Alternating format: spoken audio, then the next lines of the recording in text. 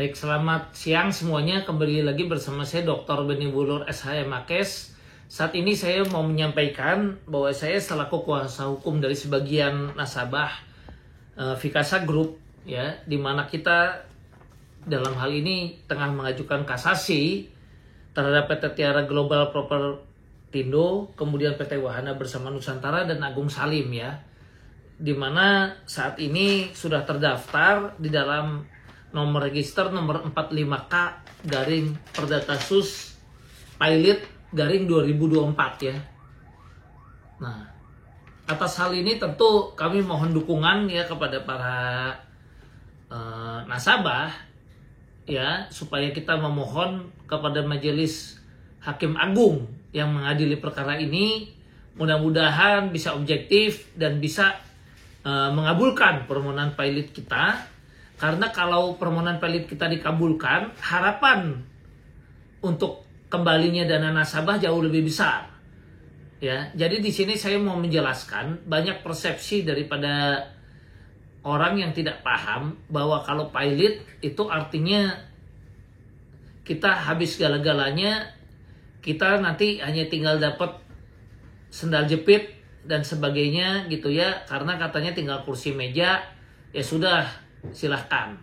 Padahal kalau suatu perusahaan pilot, ya, itu artinya kurator pun bukan, apalagi kalau asetnya berupa hotel, bukan artinya itu harus berakhir segala-galanya. Artinya apa? Kalau perusahaan ini asetnya ternyata hotel semua, Vikasa sebagian besar juga ada yang hotel, ada properti dan sebagainya, maka kurator dengan mohon persetujuan kepada hakim pengawas, nanti keluar penetapan dari hakim pengawas yang disebut dengan penetapan going concern, maka kurator dapat menjalankan usaha-usaha tersebut, tapi uangnya ini tidak masuk kepada para si owner. Ini yang para nasabah nggak ngerti, ya. Masuknya adalah apa? Kepada kurator. Nah, kurator kemudian di sini, ya, karena sudah menggantikan peran dari Pak Agung Salim, berarti kalau kita dikabulkan, Agung Salim ini jadi di bawah pengampuan kurator. PT Tiara Global Propertindo di bawah pengampuan kurator, ya. PT Wahana Bersama Nusantara di bawah pengampuan kurator. Artinya kalau ada perusahaan-perusahaan yang ada di bawah itu semua, misalnya ada hotel dan sebagainya, maka hotel-hotel tersebut nanti bisa dilakukan permohonan going concern, tetap jalan, di mana uang yang menjadi hak, ya, kalau memang ternyata tidak dari PT Wahana ini cuma punya sebagian saham, misalnya seperempatnya kayak atau apa, ya tetap punya hak, ya, dan dari penghasilan itu masuk ke situ. Nah, kemudian nanti dengan uang yang masuk itu walaupun misalnya belum full, itu boleh diminta juga ke penetapan hakim pengawas untuk dibagikan kepada para korban, ya. Nah, ini juga yang belum jadi pengetahuan, ya. Nah, kemudian kalau memang sudah menguntungkan dan dirasa bisa dijual model pilotnya, kemudian bisa dibagikan juga kepada seluruh korban.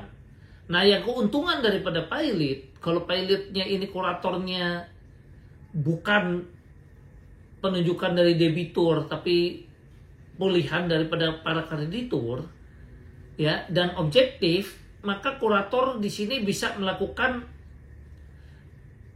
secara objektif, dia melakukan audit, ya. Ternyata audit itu mengalirlah, misalnya ada aliran dana kepada anak-anaknya Pak Agung Salim misalnya, ya, kita nggak nuduh tapi misalnya, karena perlu suatu proses hukum, ya, di situ audit segala. Nah, kemudian ada dugaan kenakalan, itu harusnya dana-dana milik perusahaan yang diselewengkan, ya. Jadi tidak benar kalau dapat sendal jepit, ya.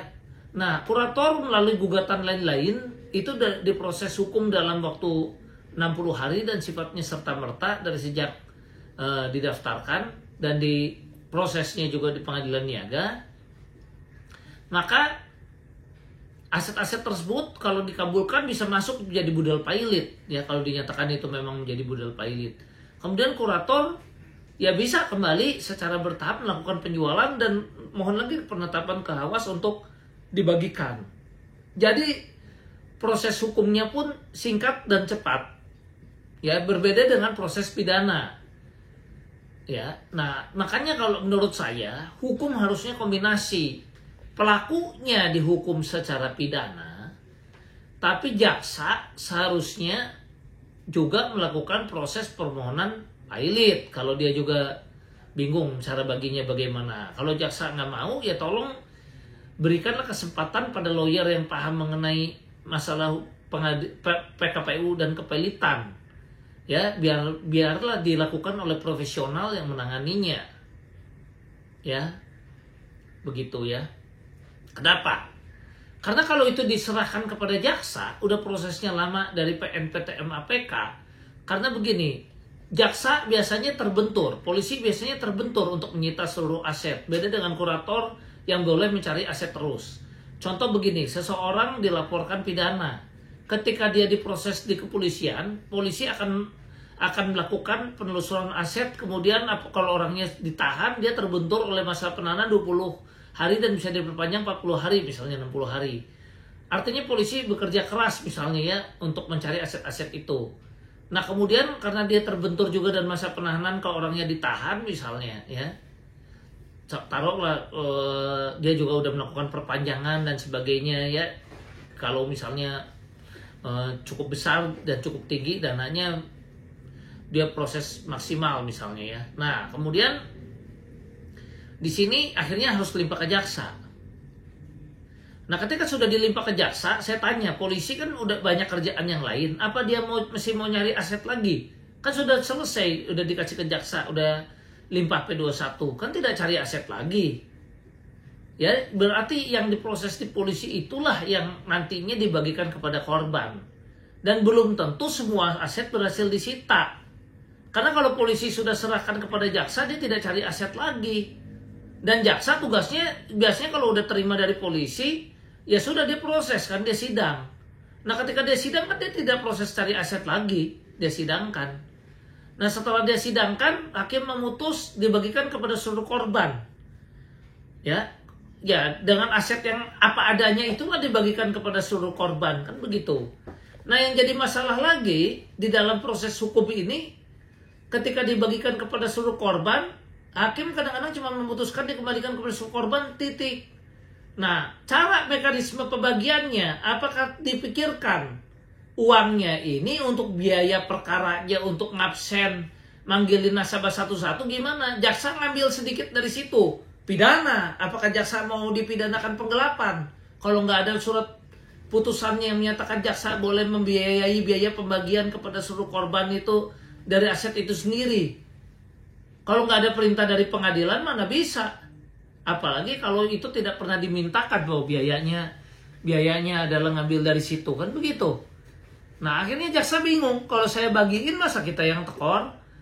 Kalau aset ada yang berkurang, masa kita tekor. Akhirnya apa? Kadang-kadang ada beberapa case dikembalikan kepada korban, jaksanya bingung cara ngebagiinnya gimana. Ya, karena di sini kan juga aset-aset tersebut juga harus dilelang, ya apalagi jumlahnya triliunan. Kemudian yang mesti dipanggil, didata, itu harus jaksa nggak tahu harus lembur berapa banyak untuk mendata, ya kan, nasabah-nasabah ini akan ambil. Kemudian mekanisme baginya proporsional, yang kecil dulu, yang apa nggak dijelaskan. Beda dengan kurator. Kalau kurator yang membagikan aset, memang tugasnya dia udah paham, udah biasa melelang, udah biasa menghadapi hal-hal seperti ini, juga sudah banyak yang sudah terbiasa, ya kan, karena banyak kasus yang apartemen pailit lah, yang apa pailit lah gitu ya.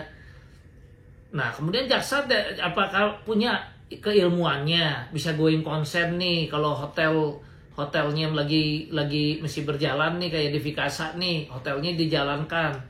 Ya jaksa berwenang nggak nih, ya, sini uangnya masuk ke rekening jaksa dulu atau apa? Karena ini tadi saya bilang loh, karena yang bisa disita juga, dan kemudian kalau ketemu lagi ada aset yang ketinggalan bagaimana nih? Apakah proses hukum lagi? Ya karena ini ketinggalan asetnya nih, belum masuk. Ya beda kalau di kepailitan ada aset lagi ketemu, kurator bisa segera bertindak lagi karena sifatnya kan sita umum. Ya, sita umum kalau di proses kepailitan itu. Nah, seharusnya pelakunya dihukum secara pidana. Nah, proses pembagian asetnya inilah melalui mekanisme kepelitan inilah yang masyarakat nggak paham, ya. Nah, jadi di sini yang saya mau sampaikan, kenapa dalam beberapa kasus besar di mana udah ada perintah dikembalikan kepada korban, kemudian pengembalian kepada korbannya itu tidak jalan-jalan, karena diduga kuat, belum tentu jaksanya nggak niat mau bagiin, dia kebingungan. Saya biasa ngebagiin diduga kuat nih ya, bukan saya duduk ya, diduga kuat. Waduh, kalau kembaliin mobil kepada korban gampang, ini ribuan nasabah, buset dah, harus lembur ya, lembur. Udah gitu juga ini dananya dari mana lagi ya kan, untuk biaya-biayanya ini ngebagiinnya ini. Kalau memang di putusannya nggak dicantumkan, yang ngambil dari situ malah bisa kena masalah-masalah dianggap dugaan korupsi lagi, ya kan. Nah, tapi kalau misalnya nggak dijalankan ini bagaimana, nggak ada perintahnya ini, dana membiayainya dari mana untuk membagikan kepada korbannya. Tapi kalau proses ini jalan, nah sementara walaupun undang-undang kepelitan mengatakan jaksa bisa memohon pilot ya, memohon pilot juga dan menunjuk kurator juga, tapi kan dia juga jangan-jangan juga saya nggak tahu, ada dugaan juga apakah dikasih pelajarannya tentang proses kepelitan ini kepada jaksa, seperti halnya kami para kurator atau para pengurus. Jadi di sini juga kan seharusnya juga untuk menangani suatu permasalahan memang sertifikasi itu penting ya, karena di situ seseorang udah pernah diuji dan sudah pernah juga artinya mendapatkan keilmuannya. Nah, di sinilah yang saya bilang penting ya. Nah, jadi inilah yang makanya kita mohon dukungan kepada semuanya, kepada para nasabah Vikasa Group, mohon kalau memang mendukung dan memahami dengan apa yang saya sampaikan di sini, kami mohon bantuan. Tolong, mari kita buat surat kepada Majelis Hakim Niaga yang mengadili perkara dengan nomor perkara nomor 45K ya, garing Perdata Sus Pilot ya, garing 2024, supaya mengabulkan permohonan pilot kita demi kepentingan masyarakat ya. Karena ini betul-betul saya juga inilah jalan keluar satu-satunya. Karena kalau kita cuma mengharapkan dari pidana, nanti diputus dari pidana pun katanya dibagikan kepada korban, itu nanti ada masalah baru. Jadi seharusnya menurut saya biarlah hukumannya ya diterima, hukumannya untuk membuat kapok ya, untuk membuat kapok ya mereka ya, hukuman pidana. Karena diduga kuat, kalau ini nggak cepat dipilotkan, dia tidak dibawa pengampuan, diduga kuat kan dia masih punya pelor dananya. Yang diduga kuat kita nggak nuduh ya, nanti bisa beli kamar lah, beli apalah, diduga kuat, kita nggak nuduh ya. Ya kita juga khawatir ya, dari Pak Agung ini diduga kuat menggunakan dana nasabah juga kan untuk keperluannya. Nah, inilah yang makanya kita perlu bergerak cepat supaya bisa dilakukan proses pilot ini, supaya aset-asetnya semua dibawa pengampuan dan bisa digunakan untuk kepentingan nasabah. Saya tidak tuduh, karena memang dalam suatu hukum perlu pembuktian, makanya bahasa hukum selalu saya sampaikan diduga kuat ya. Nah, tapi inilah yang saya bisa sampaikan. Salam sehat, sekian dan terima kasih.